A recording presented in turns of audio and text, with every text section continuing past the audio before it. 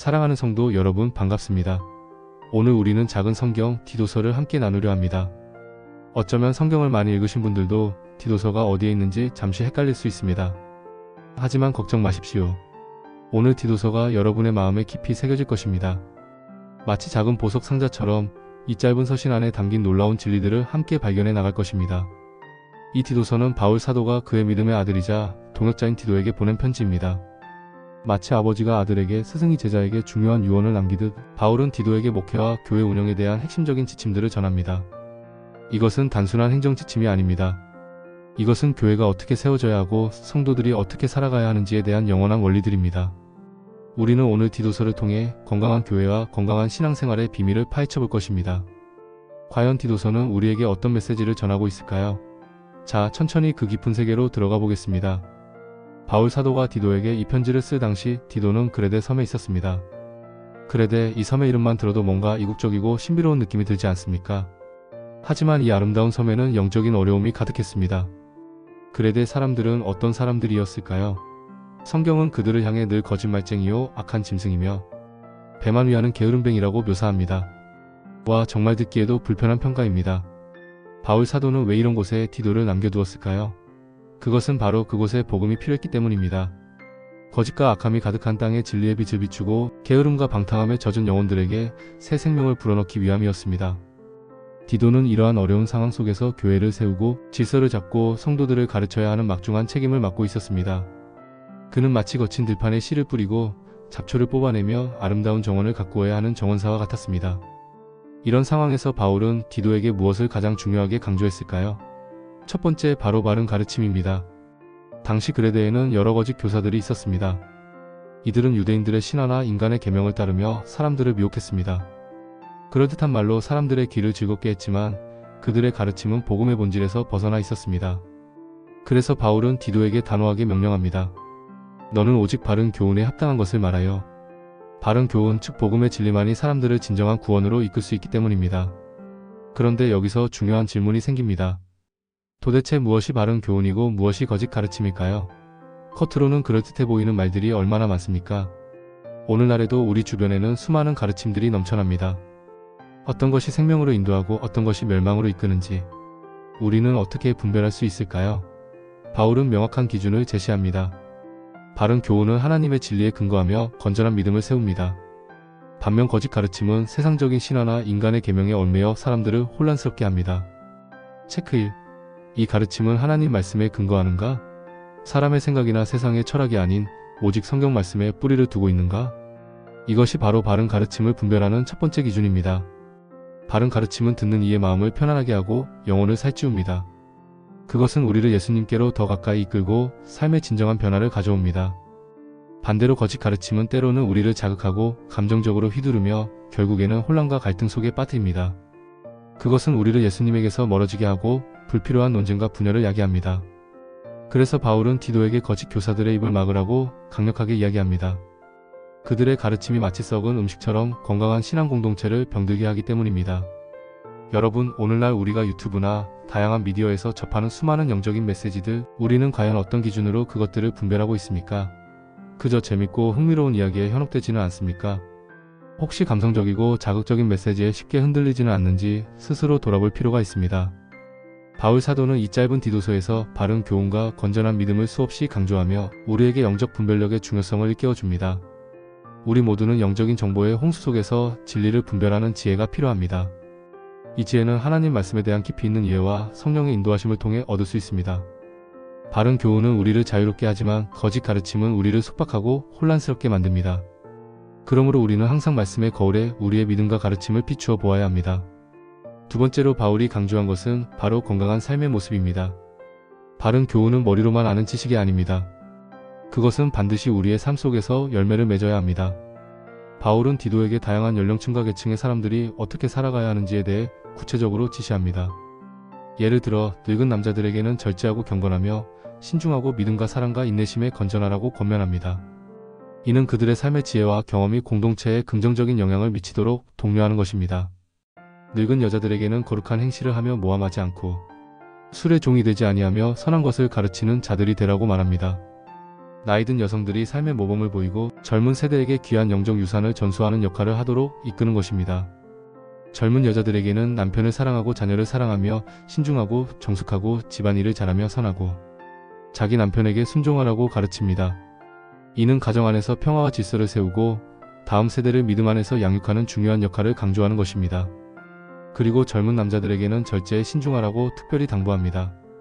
젊은 시절의 혈기왕성함과 세상의 유혹 앞에서 스스로를 절제하고 경건하게 생활할 것을 요청하는 메시지입니다.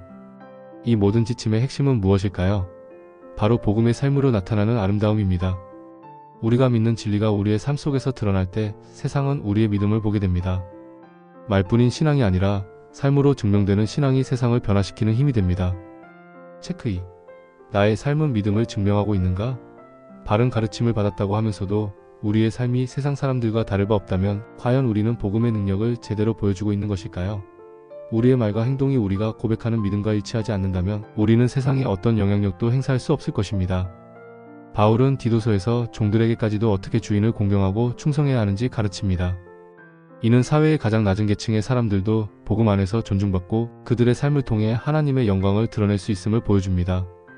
즉, 복음은 신분이나 지위 고하를 막론하고 모든 사람에게 적용되며 그들의 삶을 변화시키는 능력을 가지고 있습니다.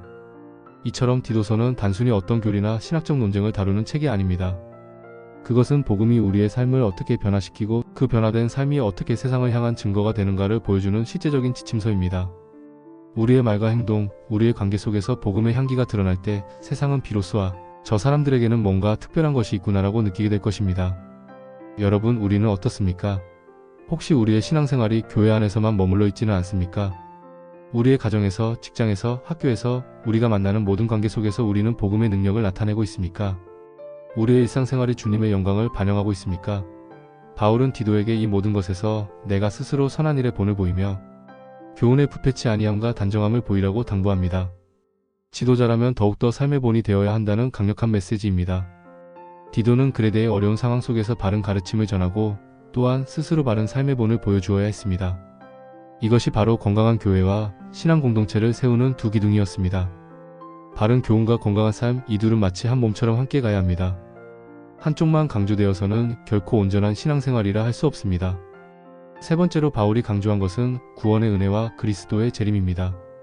바울은 디도서 2장 11절에서 14절에 걸쳐 복음의 핵심을 아주 명확하게 설명합니다.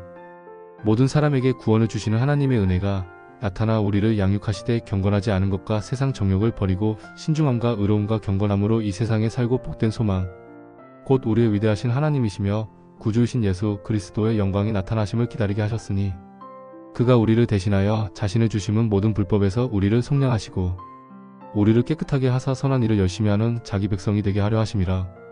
와, 정말 놀라운 말씀입니다. 이 짧은 구절 안에 복음의 모든 것이 담겨 있습니다. 하나님의 은혜가 우리를 구원하고 그 은혜가 우리를 변화시켜 경건하고 의롭게 살게 하며 궁극적으로는 예수 그리스도의 다시 오심을 소망하게 한다는 것입니다. 체크 3. 나의 소망은 어디에 있는가?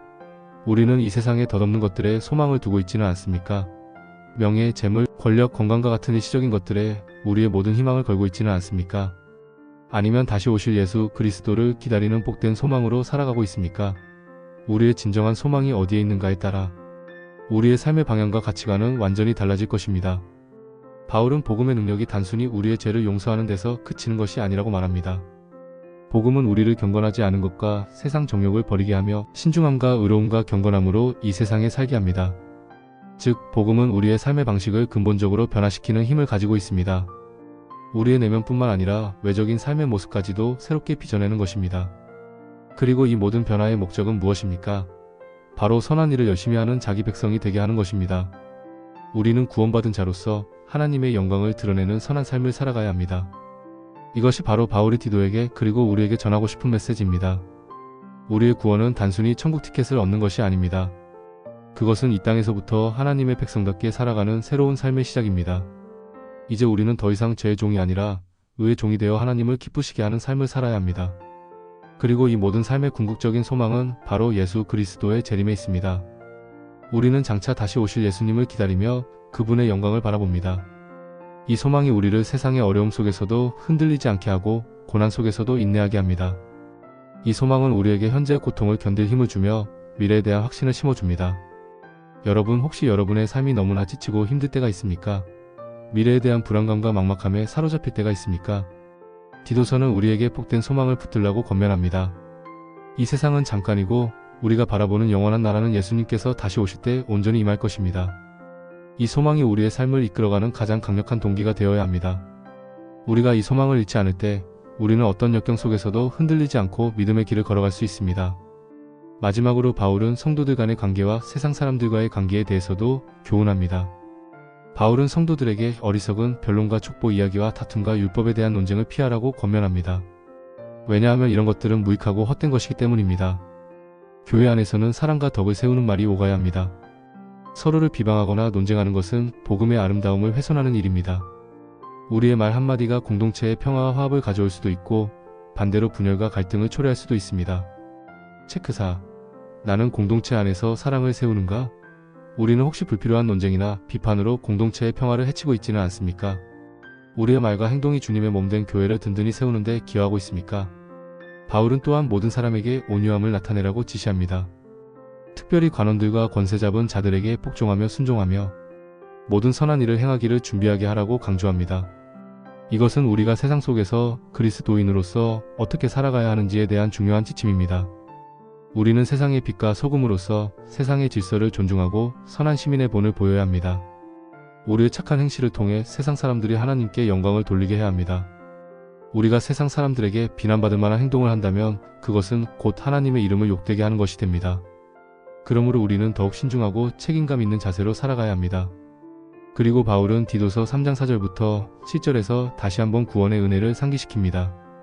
우리 구주 하나님의 자비와 사람 사랑하심이 나타날 때에 우리를 구원하시되 우리가 행한 바 의로운 행위로 말미암지 아니하고 오직 그의 긍휼하심을 따라 중생의 씻음과 성령의 새롭게 하심으로 하셨나니 우리 구주 예수 그리스도로 말미암아 우리에게 성령을 풍성히 부어주사 우리로 저의 은혜를 힘입어 의롭다 하심을 얻어 영생의 소망을 따라 상속자가 되게 하려 하심이라. 우리는 모두 구원받기 전에 어리석은 자여 순종하지 아니한 자여 속은 자여 여러가지 정욕과 쾌락의 종노릇한 자여 악독과 투기를 일삼은 자여 가증스러운 자여 피차 미워하는 자였다고 바울은 말합니다.